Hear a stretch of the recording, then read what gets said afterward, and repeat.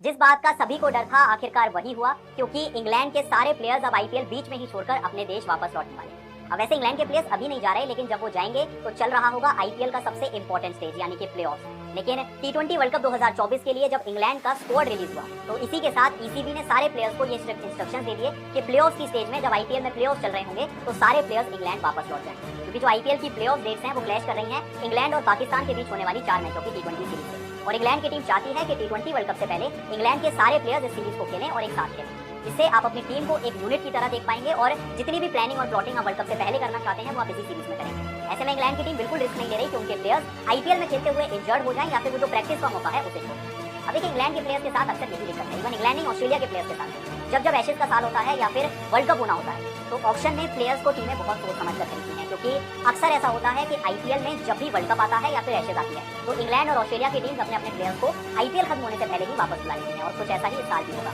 क्योंकि जो IPL playoffs की डेट्स हैं उसी टाइम पर इंग्लैंड को पाकिस्तान के अगेंस्ट एक टी20 सीरीज खेलनी। और इसी भी ने ये इंस्ट्रक्शन दे दिए हैं कि भाई ठीक है आपके प्लेऑफ्स हैं, आप अपने प्लेयर्स से खिलाइए, हमारे सारे प्लेयर्स तो भैया वर्ल्ड कप की तैयारी करेंगे और वापस आ जाएंगे। अब चलिए जरा इंग्लैंड के स्क्वाड की बात करते हैं, क्योंकि इस स्क्वाड में बहुत सारे ऐसे प्लेयर्स हैं जो इस समय कुछ आईपीएल टीम्स की दिल और धड़कन बन चुके हैं। बहुत सारे ऐसे प्लेयर्स हैं जो इस टाइम कुछ टीम्स के लिए बहुत अच्छा कर रहे हैं और इन प्लेयर्स के जाने से उन टीमों के लिए एक बहुत बड़ी परेशानी खड़ी होने वाली है। तो चलिए जरा आपको बताते हैं कि ऐसी कौन सी टीम्स हैं जिनका इन प्लेयर्स के जाने के बाद बुरा हाल होगा और कौन सी ऐसी टीम है जिनको बिल्कुल फर्क नहीं पड़ेगा इन प्लेयर्स के चले जाने से। सबसे पहले इंग्लैंड का जरा स्क्वाड देखते हैं, क्योंकि सबसे आगे है कप्तान जॉर्ज बटलर, फिर आएंगे Moeen Ali, Jofra Archer, Jonny Bairstow, Harry Brooks, Sam Curran, Ben Duckett, Tom Hartley, Will Jacks, Chris Jordan, Liam Livingstone, Lee Stopley, Adil Rashid, Phil Salt, Mark Wood. और ये है इंग्लैंड का वो स्क्वाड जो टी20 वर्ल्ड कप के लिए यूएस और वेस्ट इंडीज जाने वाला है। अब जरा एक बार आपको मैं आईपीएल प्लेऑफ की डेट बताता हूँ, क्योंकि 21 मई को होगा पहला क्वालीफायर, फिर 22 मई को होगा एलिमिनेटर, 24 मई को होगा दूसरा क्वालीफायर और 26 मई को खेला जाएगा आईपीएल 2024 का फाइनल मैच। अब इसी दौरान इंग्लैंड को खेलनी है पाकिस्तान के अगेंस्ट टी20 सीरीज, जिसकी शुरुआत होगी 22 मई से और इस सीरीज में 4 टी20 मैचेस खेले जाएंगे। तो ऑब्वियस ही बात है भाई, इंग्लैंड की टीम चाहेगी कि सारे प्लेयर्स एक साथ होकर इस सीरीज में खेलें,